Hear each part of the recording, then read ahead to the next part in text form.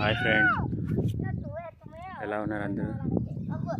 మేమైతే ఇసుకలోకి వచ్చాము ఆడేకి.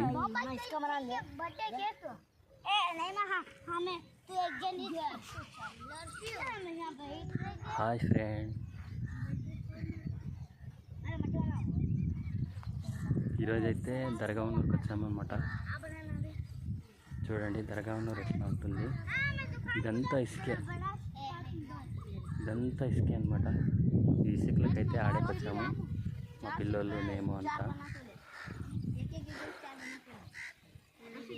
చూడండి ఫ్రెండ్,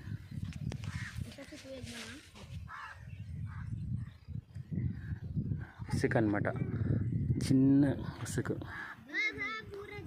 నైస్ ఇసుక.